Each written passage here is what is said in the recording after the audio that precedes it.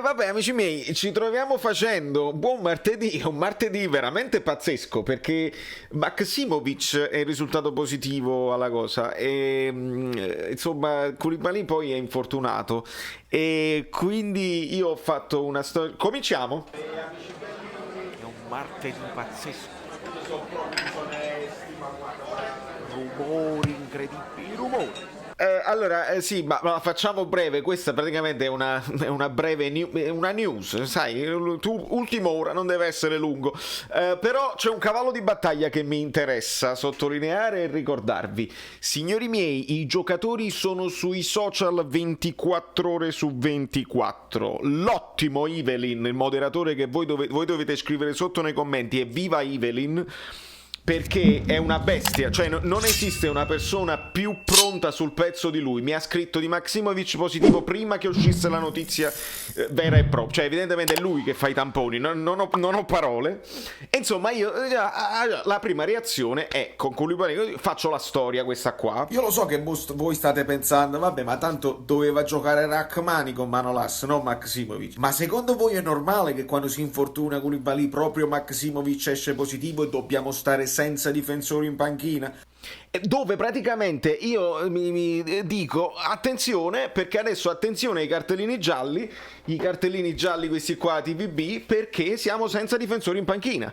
Ma meno male che non ho detto, ti immagini se dicevo ma per esempio Manolas che guida la difesa, per dire un esempio, sai, che potrebbe essere una reazione così del tifoso medio eccetera eccetera, perché Manolas è stato tipo tra i primi 15 a guardare la storia e quindi loro stanno sempre sui social e noi da tifosi abbiamo una responsabilità importantissima nei confronti dei nostri giocatori, signori, perché questi leggono tutto e il nostro giudizio può influenzare, non tutti, non credo che Manolas con la sua esperienza e la sua personalità, perché uno di quelli con personalità, si faccia influenzare da un'opinione dei tifosi, ma ci sono altri che possono essere più sensibili, ci sono altri che invece non sopportano, e quando voi vedete le reazioni, no? Magari uno che segna e fa vicino alla telecamera e fa così, parlate, non vi sento eccetera eccetera, non sono solo gli addetti ai lavori, non sono solo i giornalisti, è anche qualche cosa che magari hanno letto da parte dei tifosi eccetera eccetera, questi se le segnano le cose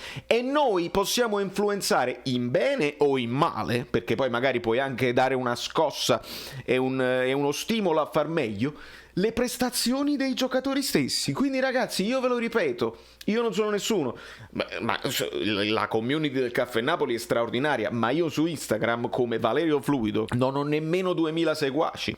Quindi immaginate che significa. A proposito, iscrivetevi al canale, seguite sul canale Instagram, mettete il mi piace, insomma ci siamo capiti, no?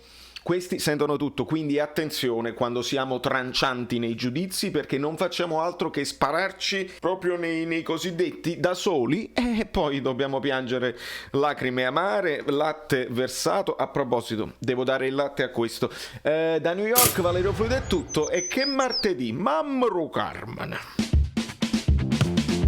Quindi dobbiamo arrivare ai 10.000 arriviamoci, si deve cliccare sopra la cosa così, poi cliccate sulla campanella, poi vi iscrivete al canale Telegram, poi dovete praticamente fare basta, sei cringe, quante cose, tutte le cose bellissime. Io non mi ricordo come mi chiamo.